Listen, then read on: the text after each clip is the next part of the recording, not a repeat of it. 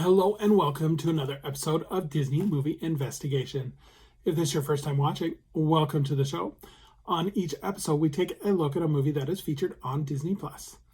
On this episode, we are going into the Marvel Cinematic Universe as we take a look at Captain America, the Winter Soldier.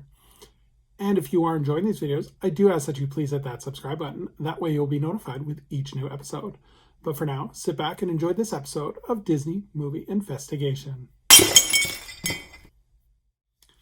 So like I said, today we're covering Captain America, the Winter Soldier. This movie was released on March 13th, 2014, and it was directed by Anthony and Joe Russo. It was written by Christopher Marcus and Stephen McFeely, and is based on Captain America by Jack Kirby and Joe Simon. The production company was Marvel Studios, and it was distributed by Walt Disney Studios. The budget for this movie was $177 million, and it did a box office return of $714.4 million. So in terms of the production, the sequel was already well under development as Captain America, the First Avenger was being released, as screenwriters Christopher Marcus and Stephen McFeely announced that Marvel had already hired them to write the sequel. In September of 2011, Chris Evans announced that the sequel would probably be released in 2014, around March. Furthermore, actor Neil McDonough stated that the film would be the next film after Thor: The Dark World. In March of 2012, Disney was considering three possible directors: George Nofi, F. Gary Gray, and Anthony and Joe Russo. The Russos would be chosen after producer Kevin Feige saw that the season 2 finale episode of Community that the Russos directed, and he was impressed. So Disney would then announce the second installment would be released in April of 2014. It ended up being in March, but that's what they were originally hoping for, and that the movie would pick up where the first Avengers movie left off. In June of 2012, it wasn't confirmed that Samuel L. Jackson would be returning to play Nick Fury. Filming would begin in September of 2013, and filming locations were Washington, D.C., Los Angeles, and Cleveland. Several actresses were considered to be Steve Rogers' love interest in the movie, and these included Emilia Clarke, Jessica Brown Findlay, Teresa Palmer, and Alison Brie. And finally, in June of 2013, it was announced that Henry Jackman would be composing the score. So let's take a look at the cast. So we have Chris Evans returning as Captain America, aka Steve Rogers. Scarlett Johansson, who is Natasha Romanoff, aka the Black Widow. Sebastian Stan is Bucky Barnes, the Winter Soldier. Anthony Mackie joins the cast as Steve Williams, who's also known as the Falcon. Colby Smulders is joining the cast as Maria Hill. Frank Grillo is Brock Romanoff, who is Crossbones. Emily Van Camp is Sharon Carter, Agent 13. Healy Atwell returns as Peggy Carter. And Robert Redford is Alexander Pierce, and Samuel L. Jackson as Nick Fury. In terms of the plot, for Steve Rogers, awakening after decades of suspended animation involves more than catching up on pop culture. It also means that this old-school idealist must face the world of subtler threats and difficult moral complexities. That becomes clear when director Nick Fury is killed by the mysterious assassin, the Winter Soldier, but before warning Rogers that S.H.I.E.L.D. has been subverted by its enemies. When Rogers acts on Fury's warnings to trust no one, he is branded a traitor by the organization he swore to protect. Now a fugitive, Captain America must get to the bottom of this deadly mystery with the help of Black Widow and his new friend, the Falcon.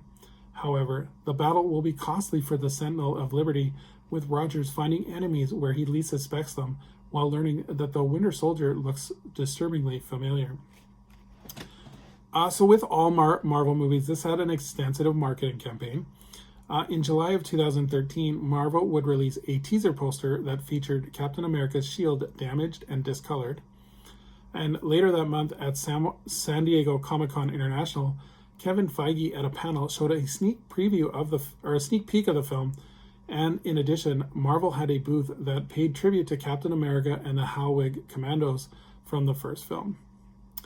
At the end of July, audiences were shown a glimpse of the film along with the other Phase 2 slate of Marvel films at the Disney XD Disney Fandom event. And then that year was a D23 Expo in August of 2013, where Kevin Feige presented another clip of the film. So all in all, this was getting fans more and more excited about the film. In September of 2013, it was announced that Harley-Davidson would continue its partnership with Captain America riding the softball motorcycle in the film. In October, they would release the first trailer, which actually received 23.5 million views in the first 24 hours. Because this is Disney, on January 24th, 2014, it was announced that Captain America would be appearing in Disneyland to help promote the film.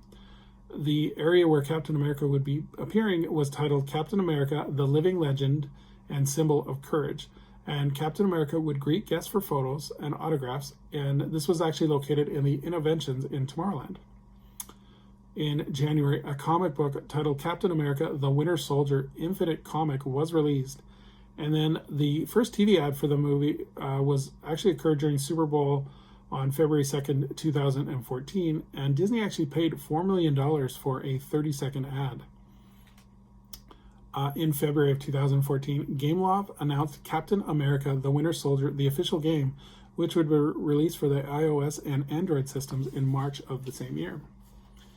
In addition, General Motors announced that Chevrolet would design the Corvette Stingray C7 for Black Widow to use in the film.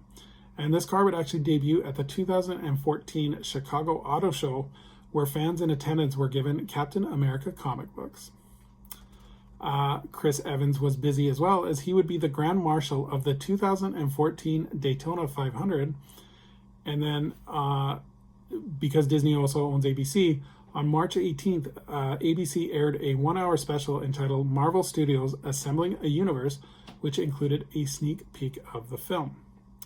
Back to Chris Evans. On April 1st, 2014, Evans and Stan Lee would ring the opening bell of the New York Stock Exchange to honor the film's theatrical release. And lastly, in March of 2014, Marvel would release the Captain America's Experience app that allowed users to capture a photo of themselves with Captain America, and if they shared it on Instagram or Twitter with specific hashtags, they would unlock 10 early screenings of the film, which they could purchase tickets to.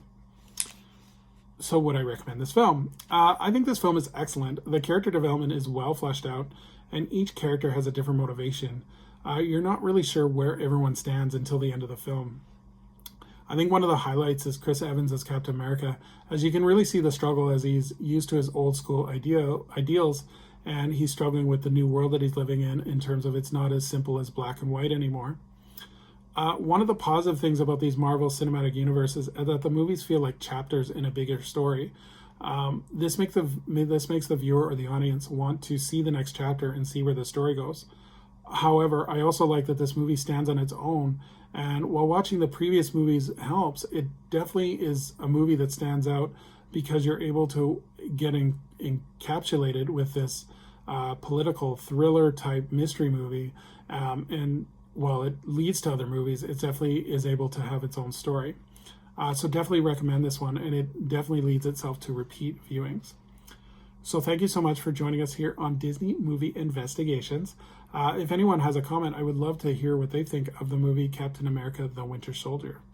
And as we look forward into our next episode, we're going to be taking a look at a Pixar film as we take a look at Coco. And please stay tuned for our bonus story as well on that episode, as we will be taking a deeper dive into the Mexico Pavilion at Disney's Epcot in Walt Disney World. So until next time, I hope you have a magical day, and we will see you real soon.